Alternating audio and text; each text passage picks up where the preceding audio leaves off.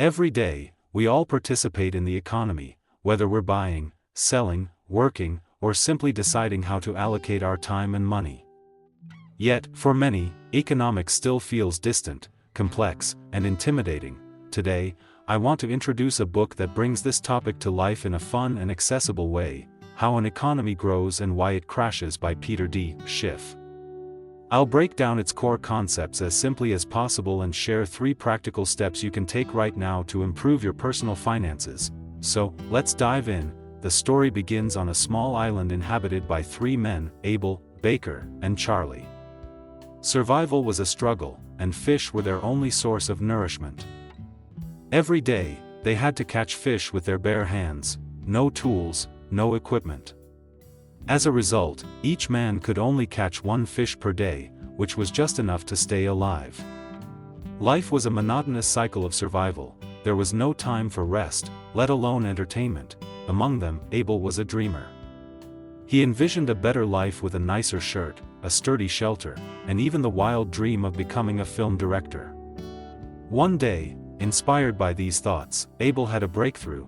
He would build a fishing net, but progress came with a price. To build the net, he had to sacrifice a day of fishing, endure hunger, and withstand the mockery of Baker and Charlie. Their laughter didn't deter him, though. Abel remained steadfast, believing that once an idea is born, determination is the bridge that turns it into reality. And then, as with all sacrifices, Abel's efforts finally paid off. He successfully crafted his fishing net, and with it, he could catch many more fish in a fraction of the time. For the first time, Abel had the freedom to rest, or spend his days chasing his dreams. That net was more than just a tool, it became his very first form of capital. Abel's story gives us a lot to reflect on, particularly the link between capital and risk. It highlights a fundamental economic principle: to build capital and improve your quality of life, you must have the courage to take risks. To create that net, Abel had to sacrifice his daily meal and endure hunger. Moreover, success wasn't guaranteed. In reality, for every 100 people who attempt to innovate, only a few might actually succeed. Let's bring this into a modern context. Imagine you want to build a website to generate passive income. Before you see a single cent, you'll need to invest months, maybe even a year, developing it. During that time, you earn nothing, and the threat of failure looms large. The question is, are you willing to take that leap? If you do succeed, the rewards can be life-changing. The key is simple: first, the courage to take the risk, and then, the determination to see it through. Now, let's head back to the island. Abel has his net, and his future looks bright. But what about Baker and Charlie? Is this the birth of a system that divides the rich from the poor? Not necessarily. In fact, Abel's invention ended up benefiting everyone. Let's see how that unfolded. The next day, Baker and Charlie noticed that Abel not only had an abundance of fish but also the luxury of time to relax. Naturally, their first thought was to borrow his net. Abel, however, was hesitant to hand over his only asset. Instead, he encouraged them to build their own. Baker and Charlie wavered. What if we fail and end up starving? They worried. Eventually, they proposed a deal. They asked Abel to lend them 1 fish each to sustain them while they worked on their nets. In return, once they were successful, they promised to repay him double. That very moment marked the birth of credit and investment on the island, by lending 1 fish with the promise of receiving 2 in return. Abel had effectively turned his surplus fish into investment capital, officially becoming the island's first lender.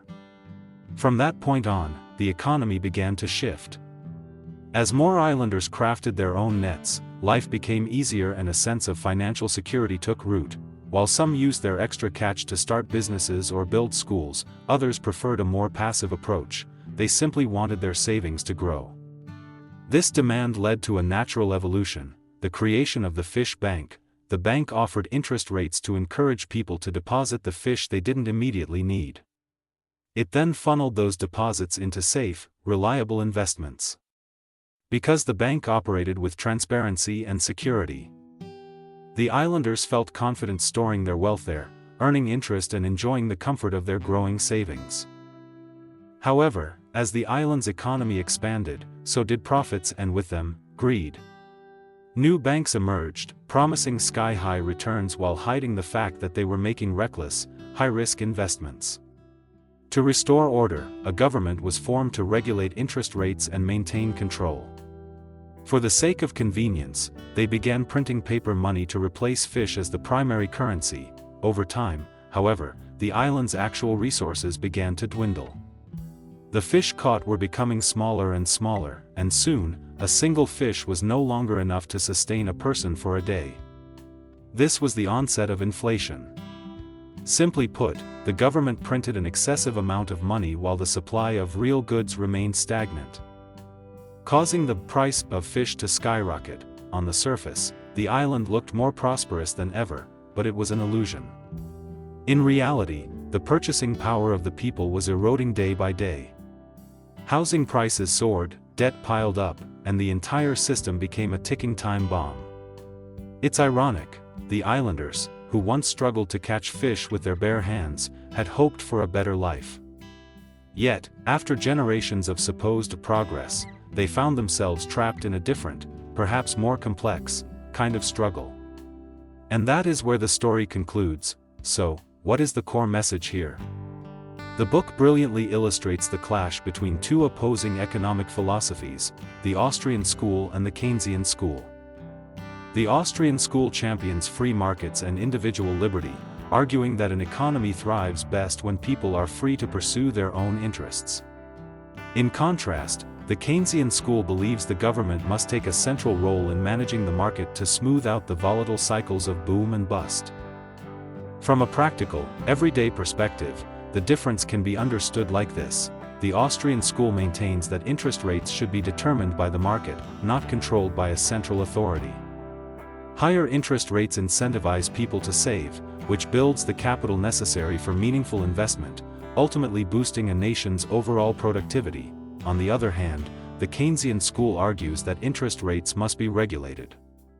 They believe that if rates are too high, people will hoard their money instead of spending it, leading to a drop in consumer demand.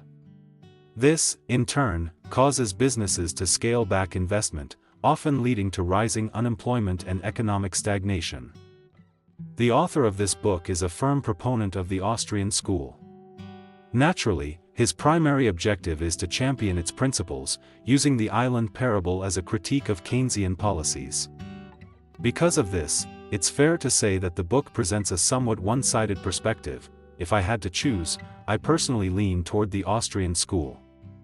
Its philosophy aligns more naturally with the principles of personal financial growth. It encourages us to prioritize saving and steadily build wealth over time. Moreover, it fosters the discipline to reinvest when the right opportunities arise, paving the way for long-term prosperity. However, a completely free market is not without its flaws. Consider a scenario where the economy plunges into a deep recession and mass layoffs become widespread. Shouldn't the government intervene to provide a safety net? Or, when interest rates soar and consumer spending halts, what becomes of the business owners who rely on that demand? These are not issues that can be resolved overnight. They are complex challenges that demand balance, precise timing, and thoughtful management. If these concepts still feel abstract, imagine this. You fall ill and are faced with two choices. Option 1, you allow your body to recover naturally. The end result may be a stronger immune system. But the process is slow and agonizing. You might endure a long period of frailty, potentially losing your job or income during the recovery. This is the Austrian school of thought, letting the market heal itself, regardless of the short-term pain. Option 2, you take medicine. It accelerates your recovery, but the side effects might leave you groggy or lead to long-term complications. This represents the Keynesian school, where the government steps in to stabilize and stimulate the economy. So, which would you choose? This brings us to the final, and most vital, part of our discussion. What does this book actually teach us about personal finance and financial growth? Here are the 3 key takeaways. 1. Building wealth, capital. To build capital, you must first master the art of delayed gratification, the discipline to resist immediate spending for long-term gain. Think of Apple, the character in the story, skipping his meal for a day just to weave a net. That is the quintessential example of sacrificing current consumption to build a more productive future. For most of us, saving is the most practical way to accumulate initial capital. However, capital isn't just money in the bank. Your skills, your specialized knowledge, and your ability to enhance productivity are all forms of human capital. Even your capacity to generate higher income over time is part of the foundation. Ultimately, capital is anything that increases your power to create wealth. 2. Spending power and productive value. In any economy, wealth is governed by the law of supply and demand. In this context, supply is the unique value you offer through your profession, while demand is the compensation the market is willing to give in return. The surplus you accumulate, your wealth, is directly tied to the productive value you bring to the table. If you want to increase your financial standing, you must increase the value of your output. Because market needs are constantly shifting, you cannot remain stagnant.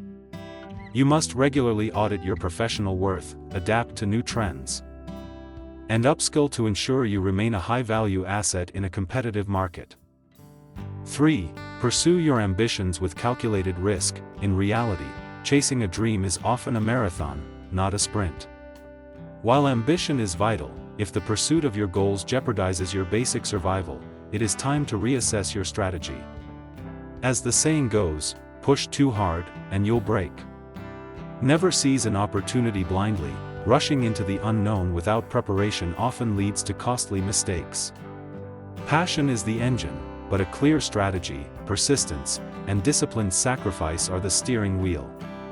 Remember, never embark on a long journey without ensuring you have enough provisions to sustain yourself through the dry seasons. Conclusion. That brings us to the end of today's discussion. Whether we are talking about economics or life in general, the most valuable asset you can have is a well-rounded perspective. No single theory is absolute, and no one-size-fits-all solution exists.